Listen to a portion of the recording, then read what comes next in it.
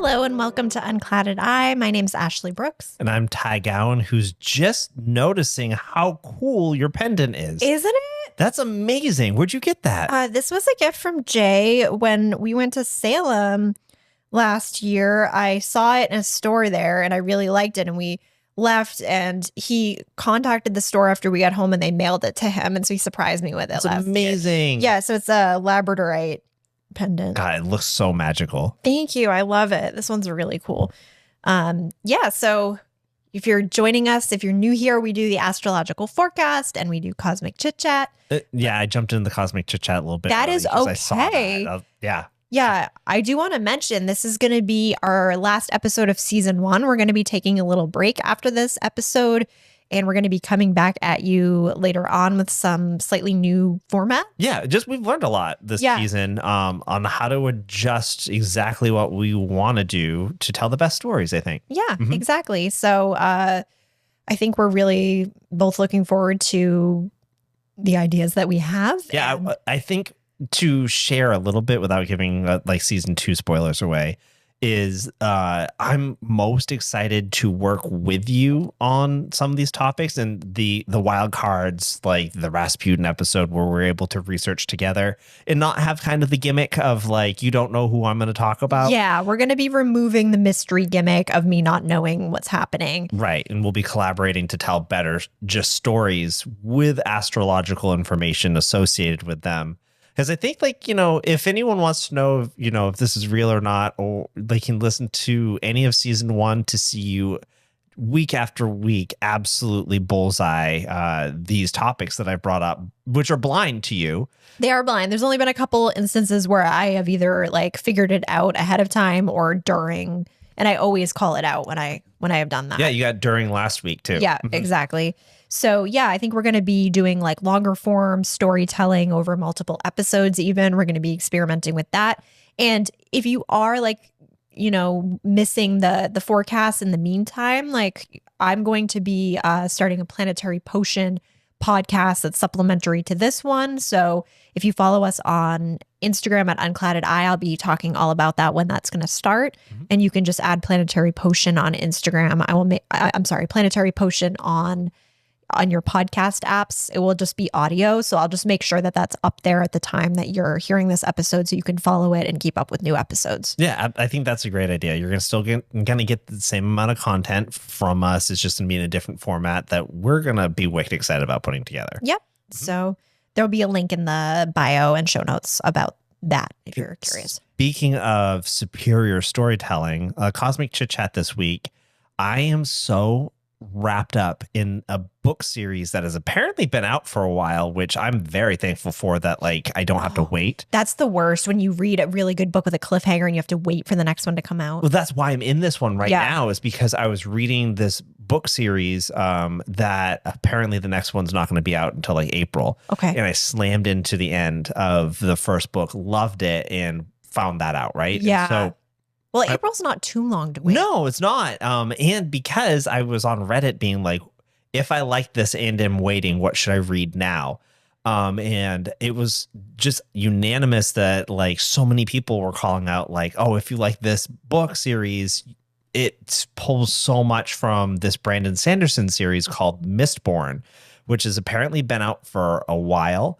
And I am enraptured. I'm doing the audiobook, so I'm finding opportunities to clean the house again. Well, that's great. Go on walks. Yeah, literally. I'll probably, after this podcast, I'll probably listen to another hour and a half of it. I have put down in the past 3 weeks probably 40 hours of book reading or listening content. I can't get enough of this series. How many books are there? So that's a weird question because I thought it was just a trilogy, but it's a trilogy that takes place in almost the medieval times. It kind of feels like it's medieval times, League of Extraordinary Gentlemen. Everyone not everyone, some people have this weird relationship with metals that give them superhuman powers. That's cool. It's very cool. And it's all about the individual way that people work with that. And it's an oppressive society. So that's the first trilogy. And then apparently there's another trilogy that takes place 300 years later. So now it's like the 1800s for us. And I read that he wants to continue it, and his next trilogy will take place in what we would consider the 1980s. And then the trilogy after that, which also isn't written, he wants it to be a space opera, but he all wants it to be in this Alamantic, which is what he calls the powers universe. That's so cool. His writing is so well done, Ash. He was actually, I found this out afterwards. You know, the Wheel of Time is like 17 books long, which is the only reason that stops me from like starting it. Yeah. I read that the original author kind of lost his way, and like the middle chunk of books just aren't really it. And unfortunately passed away before he finished the series. Oh, no. So this author that I'm into right now came in and finished the Wheel of Time series because he loved it so much. He understood people the world. were okay with and that? People loved it. Wow, they were like hard not to only okay with it, they were like, this got back true to form. Wow. So like reading this guy's talent right now, I cannot be more obsessed with this universe and what's happening in it. Okay. So good. All right. So So what was the newer book that you read that was reminiscent? That's so funny you asked that. I have no idea. What? This one blew it out of the water so hard that Okay. I can look it up for you on my phone and Okay. get back to you. I thought it was really good, and now I'm finding it derivative. Okay, yeah, because it's clearly inspired by Exactly, this. yeah. There's a lot of that going on for sure.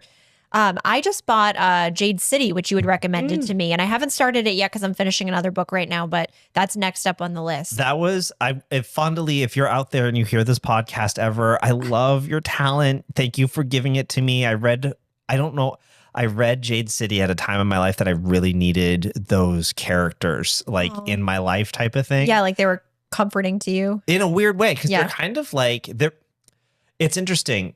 Jade City is very mafioso, and the characters aren't all wonderful people, but that's why I love them. It was very real, and you didn't have one shining messiah. You know? I read The Godfather last year and I loved it. I thought it was really well written. Yeah. And this has been kind of like this clouded is The Godfather with superpowers. Yeah, it's like Asian Godfather. God, it's so good. That was another one that I remember finishing the last book of that series because it's a trilogy about this family. And just, it's not a spoiler, but I knew I was going to be finishing it that night. So I like went to bed early and I just like listened to it while I was alone in my room. And I had a good cry. I grieved that it was over. Yeah, you know, like right. You have to say goodbye. You have the book hangover. That's I did what I think of it as, like where sometimes you need time before starting a new story. I had to say goodbye to my people. And yep. Mm-hmm. To make your peace. And sometimes after reading a book like that or listening to a book like that, it's hard to get into another series. Like it's not the same. It's not I call them my head family, you know, like, cause I'm like listening to it so intently that it's just like, I want to talk to someone about what Vin did the other day because I didn't agree with it, but I have no one to talk to about her behavior. Right? Yeah. Uh-huh. Well, I'll have to keep you updated on my reading progress. Yeah. If once you hit Jade City, I'm here for you. Tell me everything. For sure. All right. You want to get into the forecast for the week? I always do. Okay. So we actually have a fairly slow week. There's only 2 aspects that we're going to be talking about. So planets aren't carrying their weight for this podcast. This week. I mean, I purposely chose the ones that are the most important for us to talk about. So there's some other stuff happening, but it's more like I like minor. that you're finding what we need to hear. Yeah. You know? So Thursday, February 27th, we have a new moon in Pisces at 7:44 p.m. Eastern time. So the sun and the moon are conjunct. You know, that means that they're together in the sky. They're in the same place. They're right on top of each other from our vantage point. Okay. So we can't see the moon when it's new because it is blocked by the sun, basically. Right. We're not getting that reflectiveness. Yeah. It's not actually blocked by the sun because it's not on the other side of the sun, but you know what I mean. I know. Like, I knew exactly. It's visibly blocked. I know exactly what you mean because I also listen to this podcast. Yeah, right? See, look how much you've learned. You're going to be doing the forecast next season. That would be a nightmare. That would be so funny. I would just be like, you got to keep your eye on Pluto. She sneaks up on you every generation. It's true, though. So the new moon in Pisces is very intuitive. It's very much more internal. All new moons are a little more of an internal experience, more introverted, more inward, whereas a full moon is very much like active and extroverted and usually creates action. And that's why I was born on a full moon. Yeah, exactly. I bust out and I was like, hey. Yeah. I mean, if you think about it, like that's when like emergency rooms are most active on full moons and things like that. That's so real. It really is. If you talk to anyone who like nurses or doctors, they will tell you that that's true. And new moons are the opposite. So they're way more internal, way more inward. That doesn't mean things aren't happening. They're just more in the like introspective space. It's so weird. I had a family member who was in the hospital last year, and they asked me to ask you. They were just like, I don't want to be here on the full moon. It's coming up, and the nurses told me it's going to get weird. Yeah, that's when like suddenly the ER is full and there's no beds and weird stuff. People screaming. Screaming with weird ailments. Yeah. Did they get out in time? Oh, good. Yep. So. Yeah, the new moon in Pisces is very intuitive. It's all about getting in touch with your intuition, following your inner compass, your inner guidance. And it's really like a nice spiritual moon, but it could make you very sensitive to the energies of other people. You could be way more empathic, almost absorbing like a sponge. Don't want that. No. So that can be nice. Like if you're around people you really like, that could be very peaceful. Like you could find if you're hanging out with people who are all really relaxed, like that could help you to relax. If you're hanging around with people that are like having a lot of fun, you could have a lot of fun. But if you're hanging out with terrible people, then you're going to feel crappy. It's like spiritual tofu. Oh, yeah. It just takes on the flavor of whatever's around it. That's right. Wow. Spiritual Tofu is a great band name. I think that would probably be in like the show Doug. Killer Tofu. Yeah. I think we've talked about the new agey version of that. Yeah, exactly. Spiritual tofu. So yes, just like tofu, you are going to be absorbing what's around you. And if you want to taste delicious, you want to be around. That's right. You want to be delicious tofu. You want to be around people who are going to lift you up or alone. Obviously, we can't always control the people that are around us. We have to go to work. We have to go to the grocery store. There's going to be weird energy sometimes out in the world. So maybe just taking more protective measures around yourself, like maybe carrying a crystal like black tourmaline or obsidian could be helpful. Wearing jewelry that, is protective could be nice. And or you can do like meditations or do like sage cleansing, whatever works for you. It's all going to be individual, but that's going to be helpful. That would be helpful in kind of negating some of that vibration, just because people might be more sensitive. And this moon is squaring over to Jupiter, so we're feeling things in a big way. Yeah, right. So this isn't even just a normal moon experience. This is an expanded moon experience. Yeah. So it's big tofu. It's big tofu. And because it's a square, it could be almost too big. It's like the tofu blob that keeps growing. It's when you get that, you think you got the firm variety, but it's that soft tofu. Yeah. And it just fills up the container and it kind of like bubbles over the top. And like, you see me. Yep. I don't know what to do with all this tofu. I can't eat it fast enough. I can't eat it fast enough. It's not firm enough. It's not even palatable at this point. Yeah, it's absorbed too much of what's not me, what I didn't want in my tofu. Yeah. Soaking it all up. Yeah, now That's it tastes, tofu. There's too much flavor. It's like all melding in a weird way. Okay, we can drop the metaphor, but anyway. It's coming back. There's going to be another planet that adds to the tofu. Yeah. So that's the new moon. It's a spiritual tofu. On Saturday, March 1st, we have Venus retrograde beginning. Okay. She's going back out of Aries, right? She will be, yeah. So she's going to be in Aries until March 27th. So we've got a few, almost like 4 weeks of Venus retrograde in Aries, and then it will move back into Pisces for a while. So the retrograde lasts until April 12th. So there's kind of two periods to this retrograde. Just there's Venus retrograde in Aries and Venus retrograde in Pisces. Those are different flavors of tofu. So with Venus retrograde, it doesn't happen every year. It's not like Mercury. Mercury retrograde happens 3 times a year. Jupiter, Saturn, Uranus, Neptune, Pluto, Chiron, they all spend like half the year in retrograde or at least a few months. Venus only retrogrades every couple years. So it's not a common occurrence.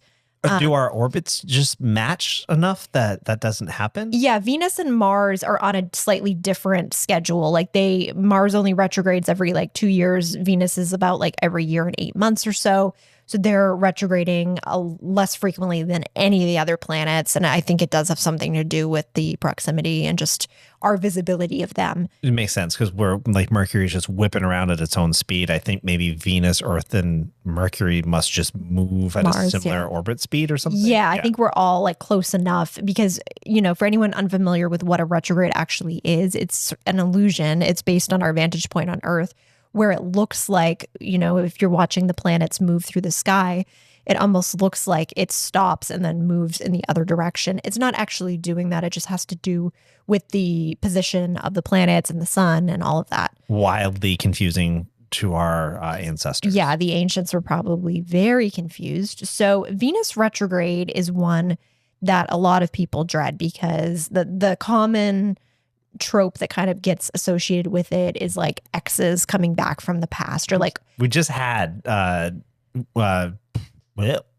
Valentine's Day earlier this month. Yep. And now right on its heels, we're just like, hope you made it count because the exes are coming back. Yeah, the parade. They thought of you on the 14th and they're coming back now. Yeah, so either you're getting exes or you're getting like memories, like you're dreaming about them. It could be old friends too. It could be old creative projects that are coming back around, but you know, like that isn't always like a fun thing. You know, it can be, it could be like but especially with exes, like they're your ex for a reason. Don't absorb them into your tofu. Yeah, that's going to be a weird tofu flavor because it's old. You know, you've already had it. No, that was great. You've already had it. It wasn't for you.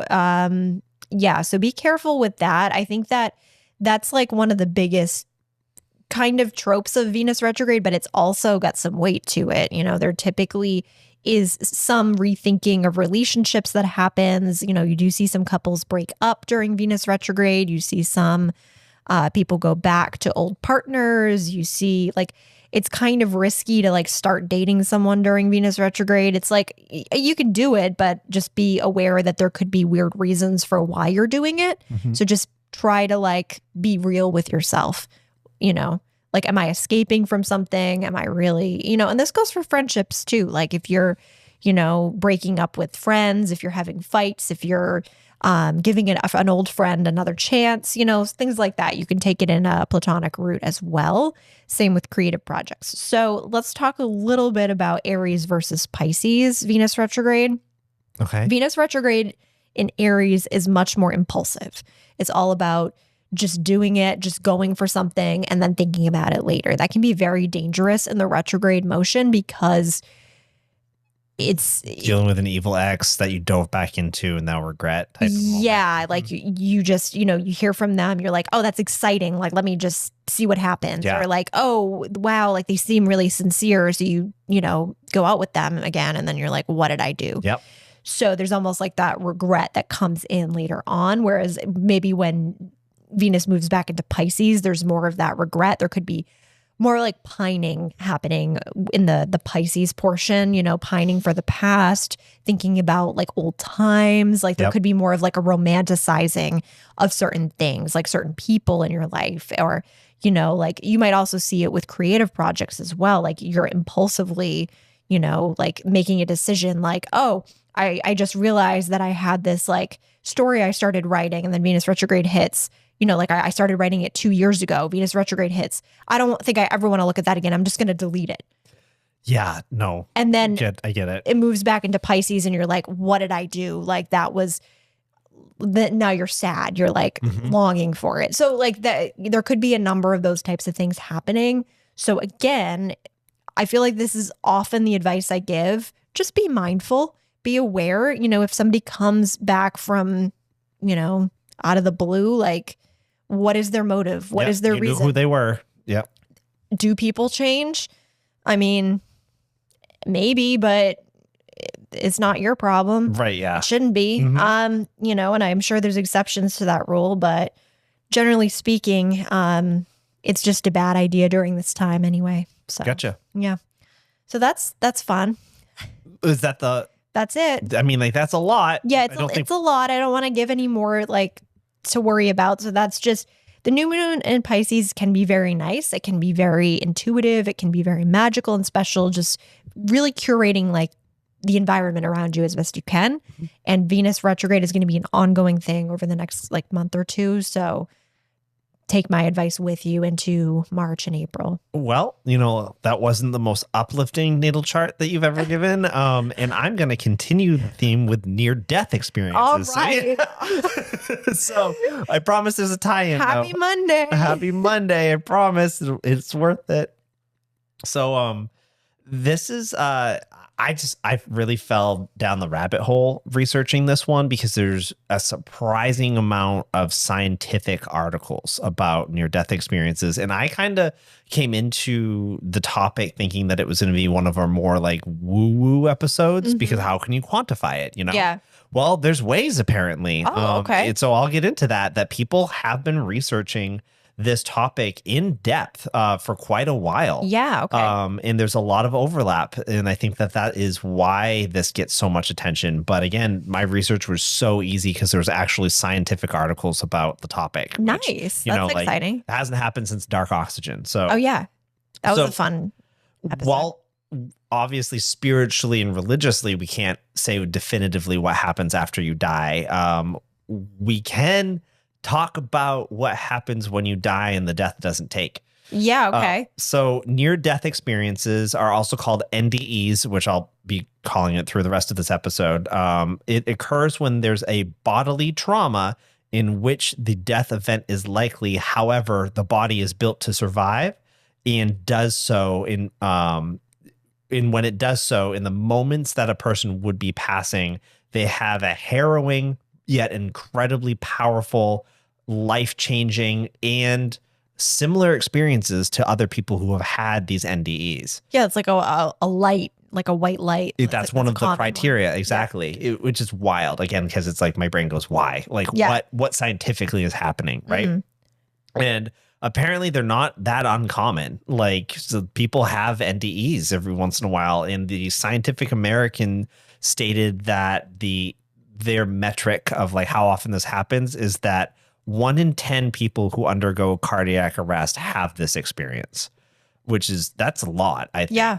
So a thing that kind of blew my mind that I brought up a little bit already is that across belief systems, across cultures, across geographic locations, diet, lifestyle, there are similarities to the near-death experiences. And so I picked 6 of the most common that were really interesting to me. And one is obviously seeing that famed bright light that you talk about. Yep. Or that you had mentioned. Another is suddenly feeling all the pain lift away that a patient might have had, floating away and visiting spots in your life that are important to them, or like floating above your body and seeing yourself below. Reliving memories, aka like life flashing before your eyes type of thing. Right. Visiting loved ones who have passed and receiving a comforting message from them before being sent back. Yeah, like it's not your time. You have to go back. And some people probably don't want to leave. They don't want to. Because it's so happy and pleasant. Including the person that we'll be talking to about today. And then eerie.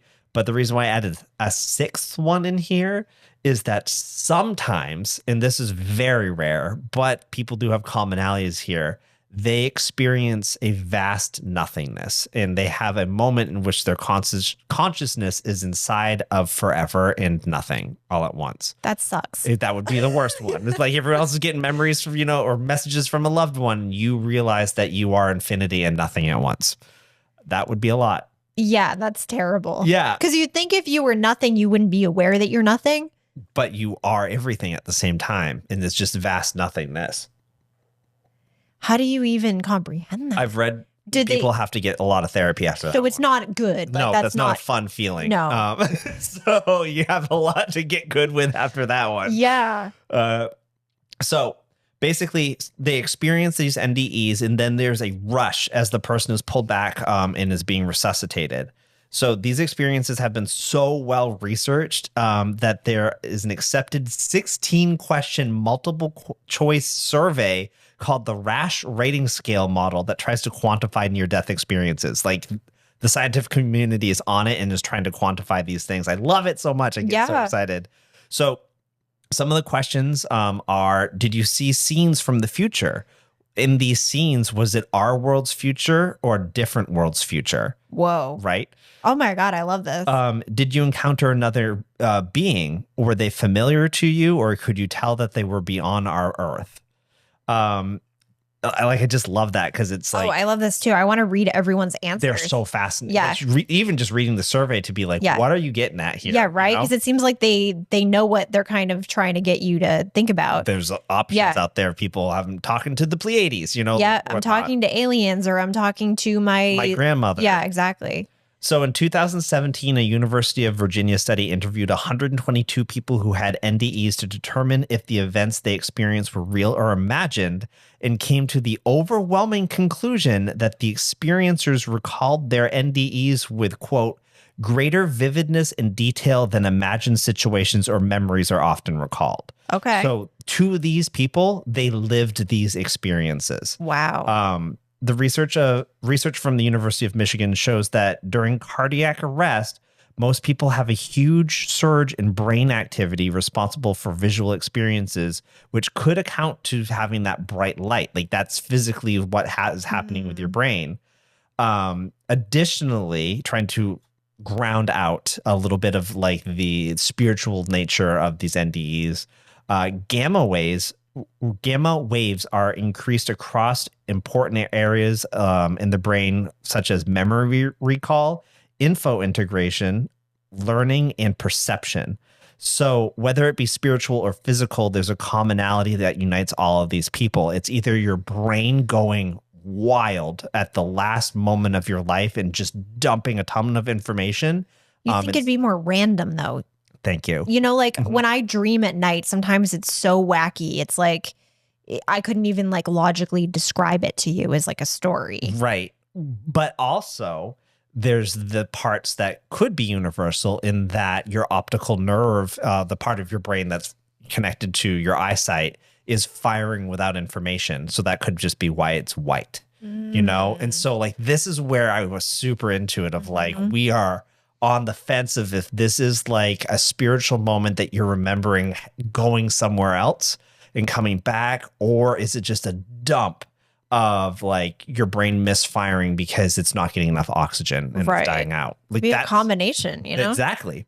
And that's really, again, I'm loving the fact that we're going to move to a deeper storytelling motif because I had to throw out so much information I wanted to tell you about NDEs. We could revisit it. Right. And I would love to. Yeah. So I'm going to stop there because there's so many, we can go deep on whether or not this is a physical experience or a spiritual one. If you're listening and you like this topic and you want us to do like a multi-episode arc on it, let us know. I would love to. We're here. I mean, we might do it anyway. I'll do that you want for us you. To or not. Yeah.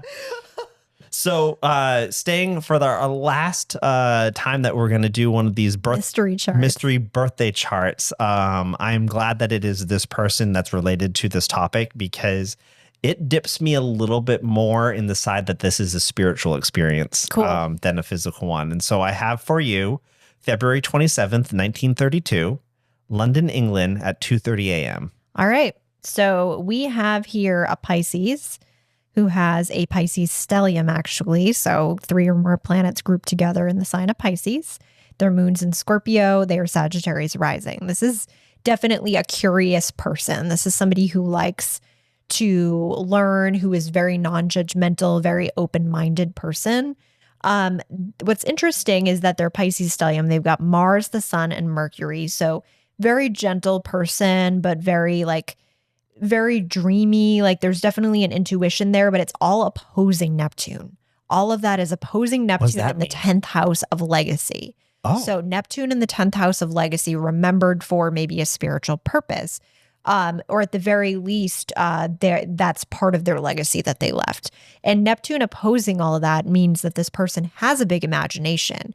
They are very driven toward fantasy. So I'm wondering if there's certain people that are more prone to getting these types of like belief, not And beliefs, if we could but do a deep dive on it, Ash, Yeah. we would know. we would know. So we could look at people who famously have had NDEs to see if they have any commonalities in their birth chart, because to me, this shows somebody who's very open-minded and non-judgmental. So maybe if you have the restriction of like heavy judgment, maybe you wouldn't necessarily get the same experience. You go to the big empty. Oh, jeez. I know, right? Be open-minded. Be tofu. Be tofu. So Venus is in Aries and it's squaring up to Pluto. This person, I don't know if their relationships matter. Like, Yes. Okay. Going heavy into relationships. Okay, so their Venus is in Aries, impulsivity in relationships. There could have been some obsession, some envy. It feels like they had a lot of love to give, but were not receiving it at the level that they wanted or deserved. Yeah, we could talk about that. The moon is trining Pluto. They are very curious. Look below the surface. They're not just taking things at face value. This is a person who's looking for greater meaning in life. So again, we're seeing somebody who is already set up to maybe be more spiritual, to be more intuitive, and to be more in touch with these things. The moon is square Jupiter. They have a lot of big feelings. Jupiter's in Leo, very expressive, very creative type person, but the moon's in the 12th house. It's hard to access the emotions, but the subconscious world is big. Okay. It's vast. That's interesting. I will say, though, that they have a lot of water signs in their chart. So the emotions are coming out, but there's some part of their emotional self that they have a hard time revealing.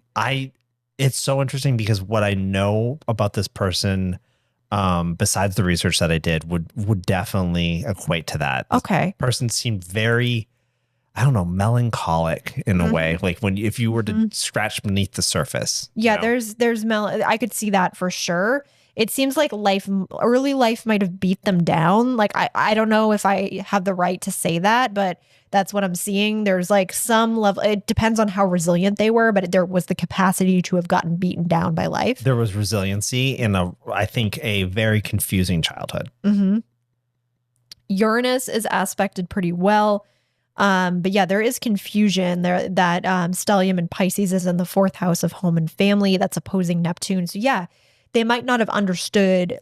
It almost felt like in childhood, maybe things were just happening. They seemed to have no reason for it. It felt like things didn't make sense. There was no prediction. There was no ability to predict what was going to happen next. I think this person got lucky that they had good parents. Okay. That's what I'll say. Yeah, that's wonderful. So yeah, maybe it was like, rather than the parents being the unpredictable ones, it was more the circumstances. Yes. Okay. Yeah, because it could have gone either way. There was nothing like horrific, like, oh, there's definitely like weird parental trauma in here, but sometimes you can see this and it's like, oh, the parents are the ones that are unpredictable, or like maybe somebody had like a drinking problem and so you don't know what their actions are. I think the circumstances in the community that this person was exposed to could have destroyed them. Like you've seen it destroy other people. Okay. Yeah, there's definitely that for sure. I mean, this person was born during the Great Depression or that era, I guess it's in London, so it's slightly different, but yeah, interesting chart. I feel like I might have more to say once you keep talking. Okay. There's so much that I'm like struggling to put into words, but that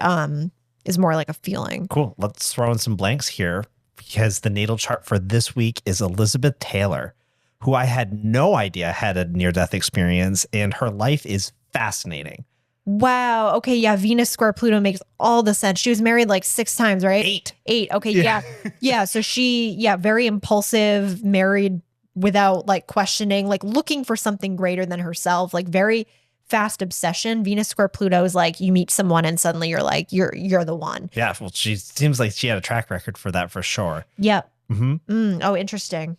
Right. Dive into a little bit about her life. Yeah. I'm so curious. I don't know much about her. Yeah, I didn't either. Beyond I just I was lucky that I found a celebrity that had near-death experience that was also born this month, Yeah. Like that was a lot of criteria to pull. And here's Elizabeth Taylor.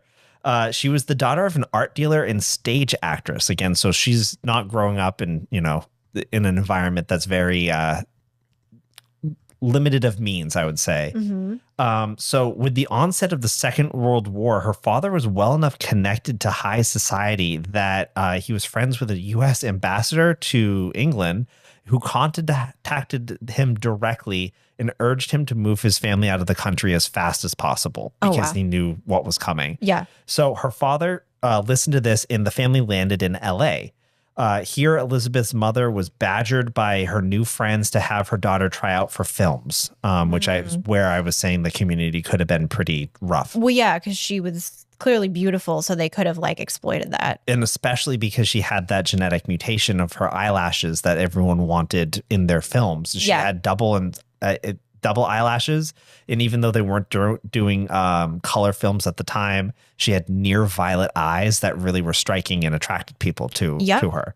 But she's a kid, she's a child. So her mother resisted for a long time, but then in 1942 she was cast in the Universal film There's One Born Every Minute, and that was her first Hollywood movie. However, Hollywood executives did not love working with her as a child. She was not easily manipulated like other child stars of the day, and she held fast to that and was supported by her parents in doing so. Moon in Scorpio is one of the most stubborn placements. Which is great. Yeah. Stick it to that age of Hollywood. Like, we saw what they did to like other child stars, just crippled them for life and spit them out. Right. Luckily, this Elizabeth Taylor was not. She's a little diva. Yeah, she was quoted as saying, apparently I used to frighten the grown-ups around me because I was totally direct.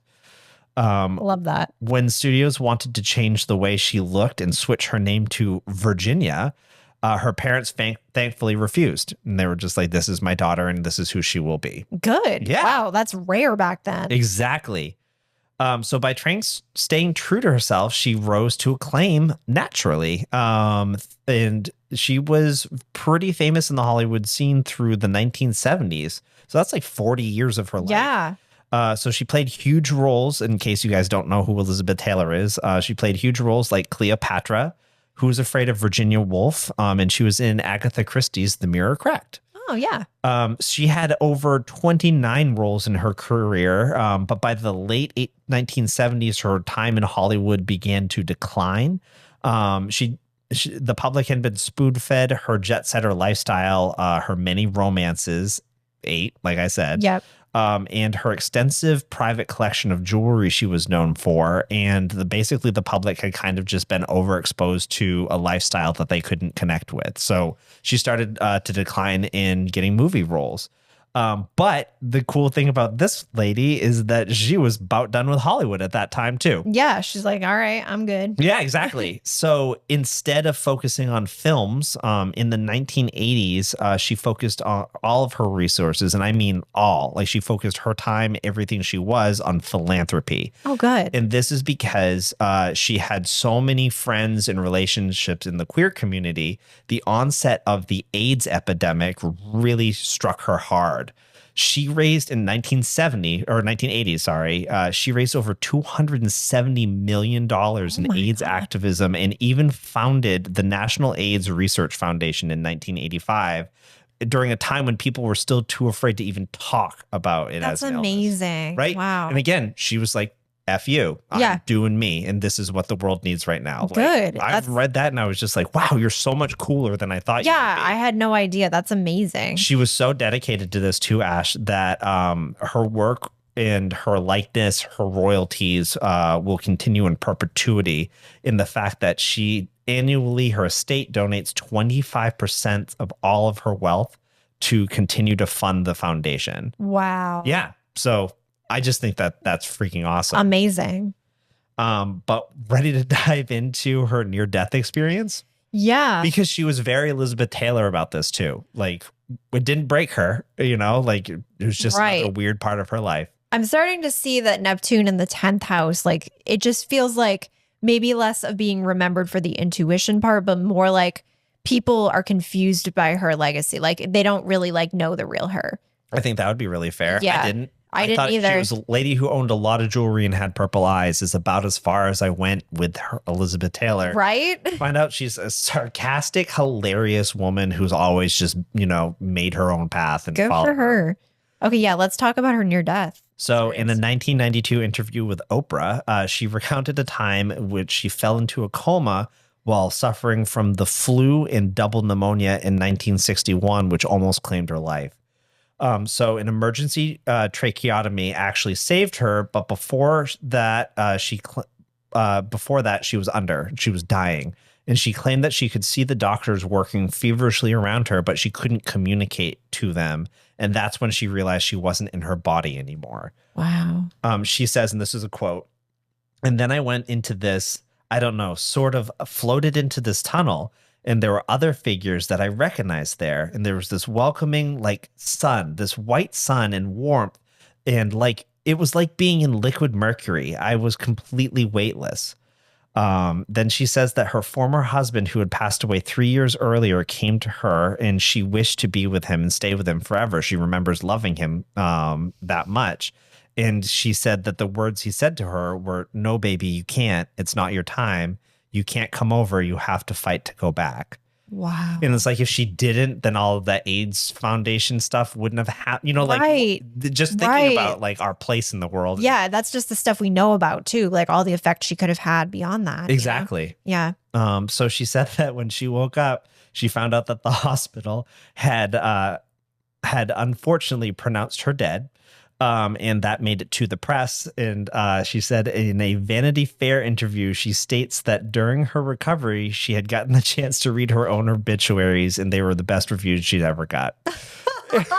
So that's Elizabeth Taylor and her near-death experience. Oh, I'm going to have to dive a little deeper into that. That's so interesting. Right? I'll also share, this is interesting. It just popped in my mind. Sorry, Mom, you're probably not going to like that I shared this story, but she told me that when my brother was born, she had an out-of-body experience. And she said that no one believed her, you know, but she said that she remembers like looking up at the ceiling of the delivery room and realizing that it was like very close to her face, so that, you know, those suspended tiles. She said that she could see that someone had thrown a pencil into it and the lead had broken off. Whoa. It was stuck there. And she said that she was just there for a moment, and then she was back in her body, and the pain was incredible. Maybe that was almost like to protect herself from the pain. Like her spirit just was like, "We'll give you 5. Yeah. Yeah. Well, I had something like that happen to me, so I don't think that's crazy at all, Mary. Like, literally, yeah. Mom, if you're listening to this, neither would Elizabeth Taylor. She believes you. Elizabeth Taylor is in the same boat. So yeah, when I was 3, this is one of my like earlier memories. I basically like fell off a raft into a swimming pool. Oh God. And it took a minute for my parents to like realize what had happened. My dad jumped in with his clothes on and like saved me. But I remember seeing myself floating in the swimming pool. Like you have a vision of it, like there's a camera above, like I'm above and I'm watching like my body like face down, and like that's the memory I have of it. That's so freaky. Yeah. So, and you know, I mean, it was, I wasn't like dead, but I think that maybe like if a traumatic event happens or something painful, maybe there's like a little like ripcord where you just can get kind kicked of out for a second. Like you don't need to, you don't need to feel this. Yeah. You don't need to be in it right now. And honestly, I have to say that gave me, like, as scary as it was, it almost gave me like a little bit more peace, because I was like, if something really bad ever happens to me, like something really painful or awful, maybe that would happen to protect me. I love that. And so now anytime like somebody I know, like, you know, I'm just, if anything happens, I like try to think that way. So I'm like, maybe they didn't have to feel it. Me as an Aries, I want to be in that body clawing like to get back out of the water. I know. I'd come through the wall, you know, like of the side of the swimming pool. Yeah, you like come through the filter. Yeah. Like, your head pops up of the filter. I live. Oh man. Yeah. Wow. Well, I think this was a good natal chart to end our first season on, Ash. Yeah, that was beautiful. Thank you all for joining us for our first season. I hope that you had fun with us. So just as a reiteration, we will be back. We're not sure of the date yet, so please follow us on social media, on Instagram or TikTok. We'll be posting about that when we're coming back. And that's not from a lack of loving doing this. No. It's because we want to prep right. And we're going to be doing it based on the stories that we want to tell, and not the astrological date of who was born this week that we can do a story around. Right. It's going to be more about like what we're passionate about talking about. So I think that will come through as like hopefully very enjoyable. And yeah, please follow the Planetary Potion podcast. We'll be posting forecasts over there. They're going to live over there.